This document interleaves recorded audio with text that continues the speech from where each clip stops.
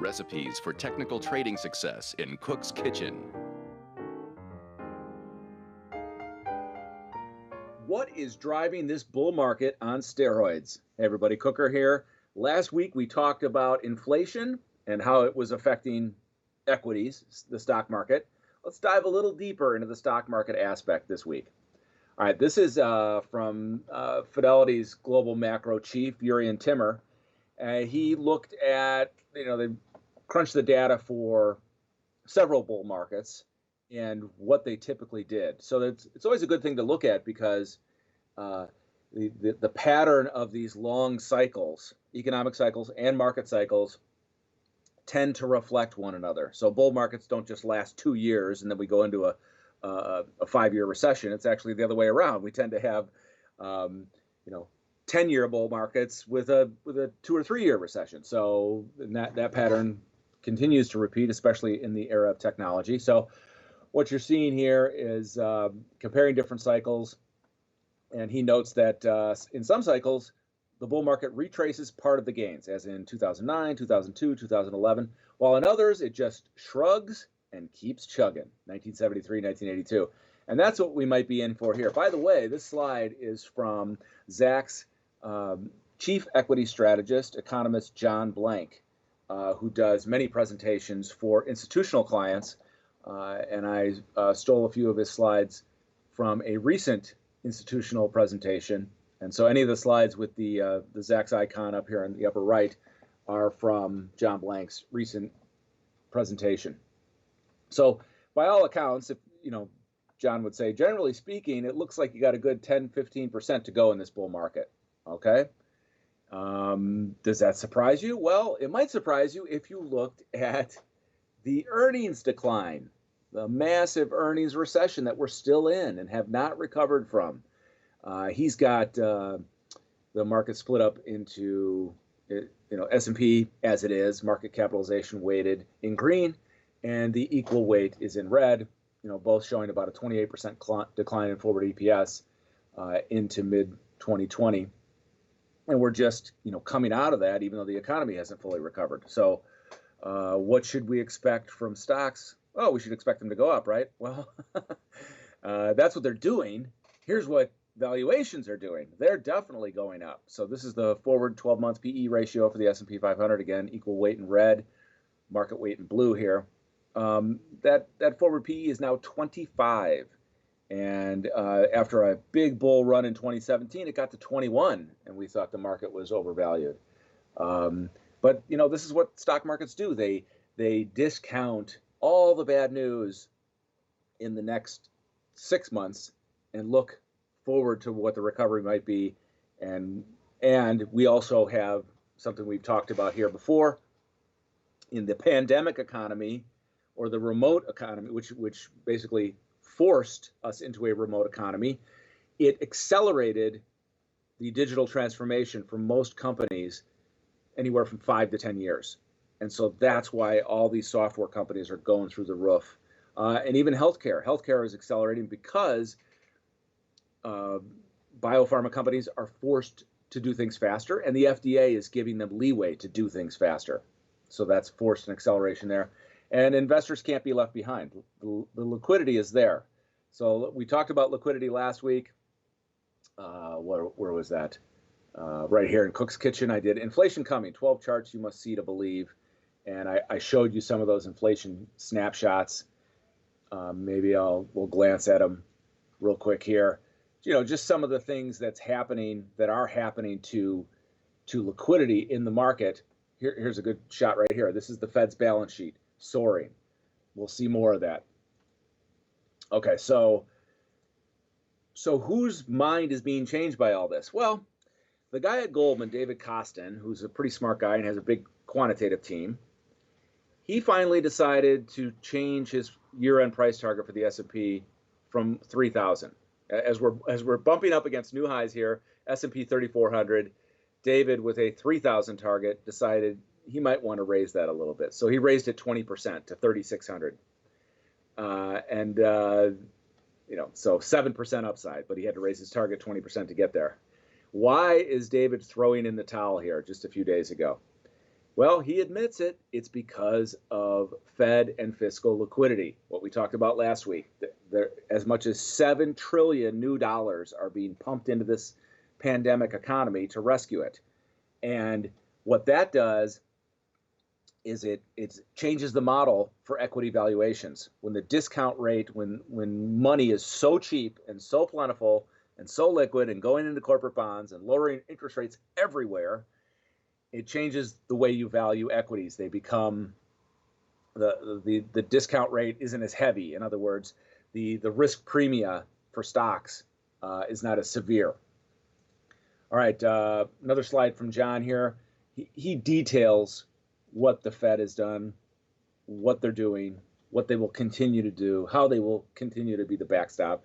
And he says it's important to read, just don't listen to the media, read the Fed in their own words.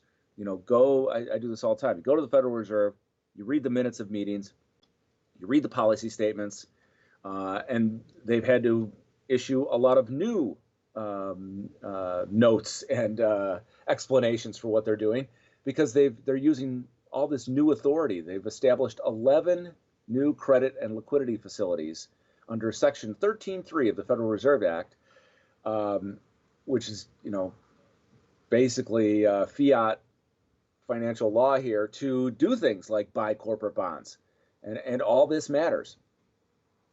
All right, so Powell's not alone, though. He's getting help from the global central bank, as it were, where you can see the G4 central bank balance sheet just soaring here as a percent of GDP to that looks like we're over 45%. It's just amazing stuff. Okay, so that's that was my main message for why this bull market can keep going, because it has no headwind in terms of monetary policy or fiscal policy. In fact, both monetary and fiscal policy are huge tailwinds that even the election may not slow down at all. And so when you have equity investors who have to buying growth at any price, not just growth at a reasonable price, but growth at any price, and they're competing with each other with billions of dollars, that's what's going to keep driving stocks higher. So you got to be a buyer of the dips.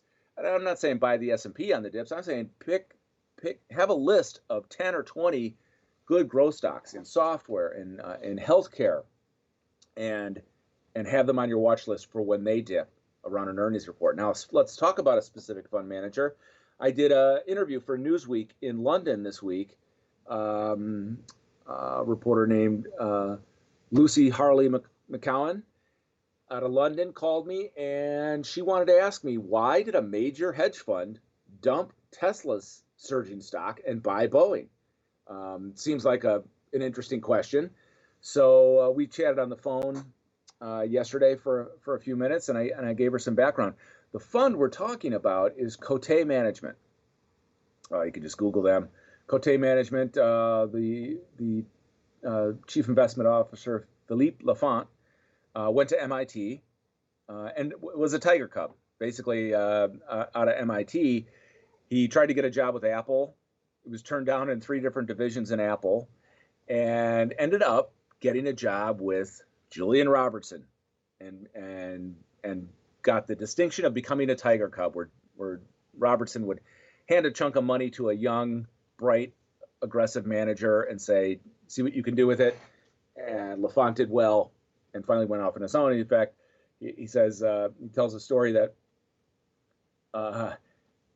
Apple finally became a gem for him, even though they turned him down for a job 3 times, because it was one of his biggest investments in the 2000s and early part of the 2010s, and made a name for himself, became a technology investor. He thought maybe he'd be an engineer out of MIT, but he realized he wasn't smart enough. He was more interested in what companies were doing and technology cycles. So that worked for him. All right, so let's look a little bit at Kostin Management. So for Q2, ended June 30th, here were his top buys: Disney, PayPal, Zoom, Boeing, Square. Pretty big stake in Boeing. Over $450 million. And this is not, they manage over 25 billion, but this fund might only be 11 billion. Disney, he really upped his stake. Now Disney and PayPal compete for his largest holdings, but he really added to both. Awesome move there. Look how big Zoom is. So here's a guy. If you want to know why Zoom is racing higher, here's a guy who saw what was unfolding and jumped in. He sold a little Baba. I think he still got some. So the Tesla, if I remember correctly, he sold, let's say, he sold 40% of his shares, but he still has 300,000 shares. And so the reporter wanted to know, well, why would he do this? Well, who knew Tesla was going to go to $2,000? I mean, when it went to 900, then we have the Corona crash, and it goes back down to 400. That might have spooked some investors out. So when Tesla comes roaring back, and you get a chance to sell at 900 or 1,000 again, I'm sure quite a few did. I know David Tepper sold too early. Many large investors, because the valuation is incredible. It's trading the value of 3 or 4 car companies right now, or maybe all other car companies combined. And so that's your basic explanation for why take some money off the table in Tesla. Why buy Boeing though? Okay, good question. Why did Cote buy Boeing? Well, here's the thing. The stock. This is what I told her. I said during the 737 MAX crisis, the stock barely took a dent. It was still trading between 300 and 400, right? On a longer term scale. But then pandemic comes, airline travel shut down, the stock plummets. Under 150 bucks, a lot of quantitative fund managers were plugging in the numbers and saying, is Boeing going to go out of business? Is air travel going to end completely? I mean, yeah, they were having airline orders canceled from major carriers, saying, you know what, we're parking our planes. We need to defer that order, postpone it. So it was hitting the business hard. But Boeing is, number 1 or number 2, depending on how much you like Airbus, in manufacturer of global air travel vessels, and so they're not going away. And they've got the aerospace segment too. So this is why a smart technology-focused fund manager would say, yeah, I'm going to buy Boeing here under 150 bucks. And so that's what he did. All right, that's it for this week. Thanks for joining me in the kitchen. We'll talk to you next week.